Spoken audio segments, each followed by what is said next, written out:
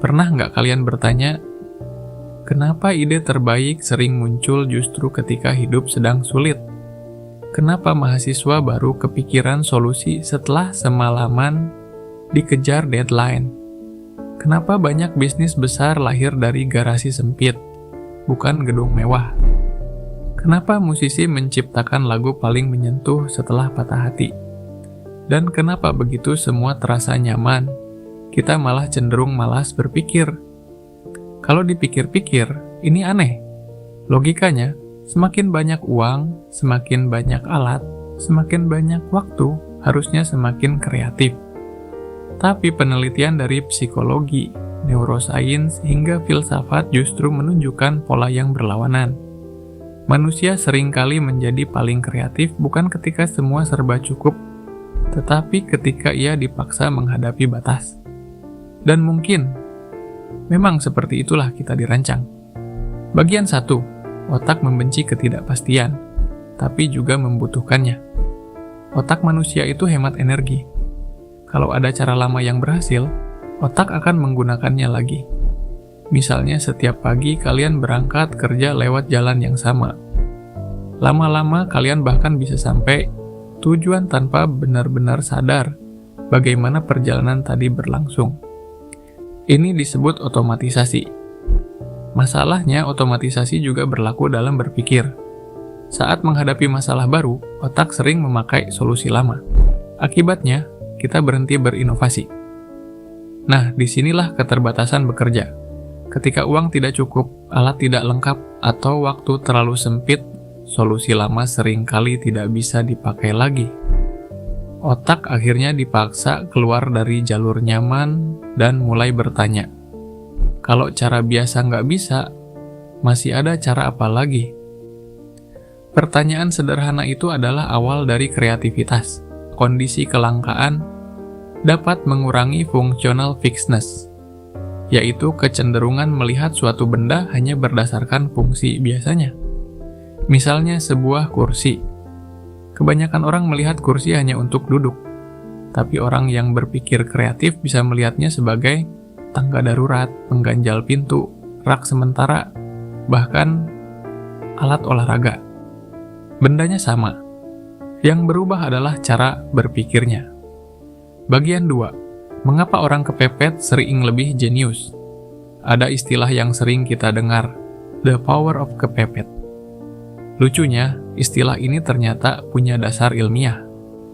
Ketika seseorang menghadapi tekanan yang masih dalam batas wajar, tingkat kewaspadaan otaknya meningkat. Fokus menjadi lebih tajam. Gangguan mulai diabaikan. Energi mental diarahkan ke satu tujuan. Tetapi ada batasnya. Kalau tekanannya terlalu tinggi, otak justru mengalami overload. Kita panik, sulit mengingat, sulit berpikir jernih. Muncul tunnel vision, yaitu kondisi ketika perhatian menjadi sangat sempit sehingga tidak mampu melihat alternatif solusi. Karena itu, kreativitas terbaik muncul bukan saat santai total, tetapi juga bukan saat stres berlebihan, melainkan ketika ada tantangan yang cukup besar untuk memaksa kita berkembang, namun masih cukup terkendali sehingga otak bisa bekerja optimal. Ini menjelaskan kenapa sebagian orang baru benar-benar produktif ketika deadline tinggal besok pagi. Bagian 3. Kenapa orang penasaran? Biasanya lebih pintar. Sekarang bayangkan saya bertanya, tahukah kamu kenapa kita sering lupa nama orang, tapi ingat gosip yang membuat penasaran? Kemungkinan besar otak kalian langsung ingin tahu jawabannya. Inilah rasa penasaran. Menurut teori information gap, rasa ingin tahu muncul ketika otak sadar ada celah antara apa yang diketahui dan apa yang belum diketahui. Celah itu menciptakan ketidaknyamanan kecil, dan manusia secara alami terdorong untuk menutupnya.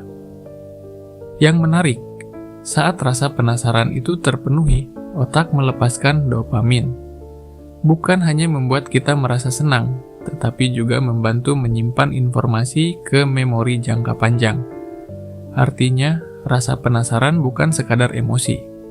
Ia adalah mesin belajar alami yang sudah tertanam dalam diri manusia. Semakin penasaran seseorang, semakin kuat kemungkinan ia mengingat apa yang dipelajarinya. Bagian 4. Mengapa banyak karya hebat lahir dari luka? Ini mungkin bagian yang paling menyentuh.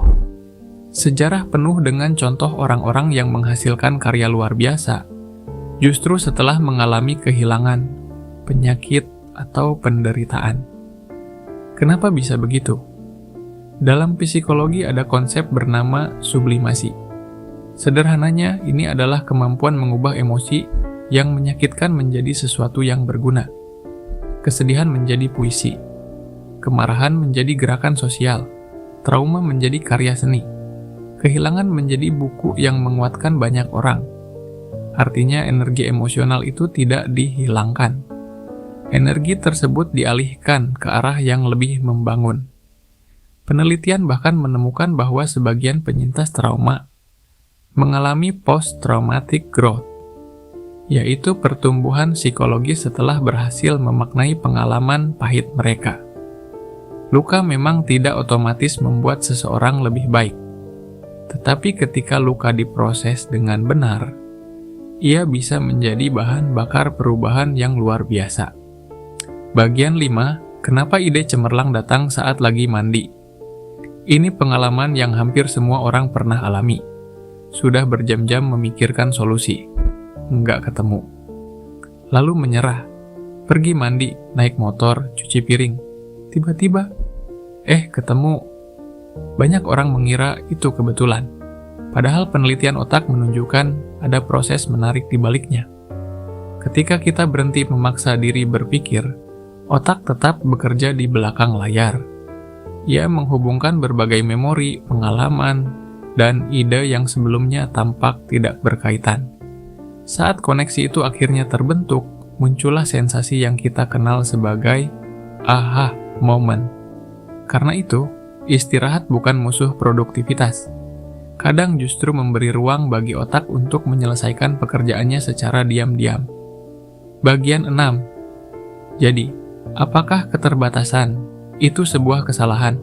Kalau keterbatasan berkali-kali terbukti memicu kreativitas, kalau rasa penasaran membuat manusia belajar, kalau penderitaan bisa melahirkan pertumbuhan, kalau tekanan yang tepat mampu meningkatkan performa, mungkin semua ini bukan cacat dalam desain manusia.